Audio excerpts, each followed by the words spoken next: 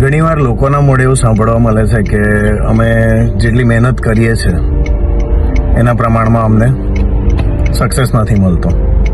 Expected જે કંઈક એમનું આઉટકમ હોય એ નથી મળતું. મહેનત તો બહુ જ કરીએ છીએ પણ એની સામે કંઈક અમારું જે કંઈ દેખાવું જોઈએ એ થતું નથી, રિઝલ્ટ નથી મળતું. તો એની અંદર એકચ્યુઅલમાં રોકેટનો પ્રિન્સિપલ લાગતો હોય છે. પહેલાં આપણે રોકેટનો પ્રિન્સિપલ જાણીએ. રોકેટમાં એવું છે કે રોકેટ જ્યારે પૃથ્વી પરથી છોડવામાં આવે તો એનું જે ટોટલ ફ્યુલ છે એમાંથી 90% ફ્યુલ અર્થની ગ્રેવિટીને છોડવા માટે કન્ઝ્યુમ થઈ જતું હોય છે. ફક્ત ઉપર ગયા પછી ગ્રેવિટી છોડ્યા પછી 10% ફ્યુલની અંદર એનું કામ કરી અને પાછું રિટર્ન આવે છે. તો આપણા કામમાં પણ એવું છે.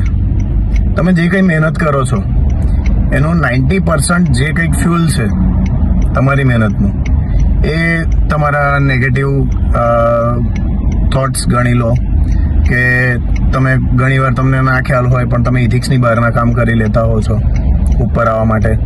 તમારા કોમ્પિટિટરની નેગેટિવિટી હોય છે, કોમ્પિટિટર્સ હોય છે, તો એ બધામાં તમારું ફ્યુલ ખર્ચાઈ જતું હોય છે. તમારી મહેનતનું 90%, મોર દેન 90% ફ્યુલ ખર્ચાઈ જતું હોય છે. તો હવે જ્યારે આ લોકો આવું કહે છે કે ભાઈ અમને રિઝલ્ટ નથી મળતું, એ લોકોને મારે એટલું જ કહેવું છે કે તમે તમારી મહેનતના 90% સાઈડ પર મૂકી દો અને એને એ રીતે વિચાર કરો કે તમારી નેગેટિવિટીને બધું કવર કરવા માટે છે. પ્લસ કે ઇથિક્સ જોડે કામ કરતા થાવ, મહેનત પુષ્કળ કરતા થાવ. એક ટાઈમ એવો આવશે કે તમારા કોમ્પિટિટર પણ વિચાર કરશે કે ભાઈ આ હવે અમારી પહોંચની બહાર છે. જેમ રોકેટ ગ્રેવિટી છોડી દે છે પછી ગ્રેવિટેશનલ ફોર્સ એની ઉપર અસર કરતો નથી.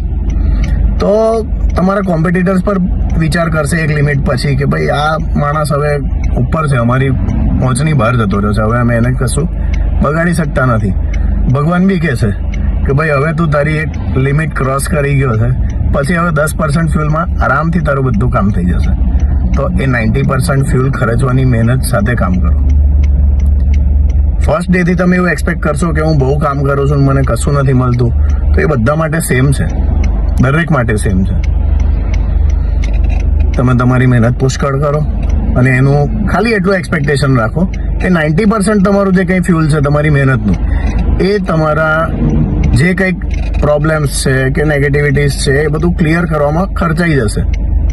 10%થી તમે આગળ નીકળશો.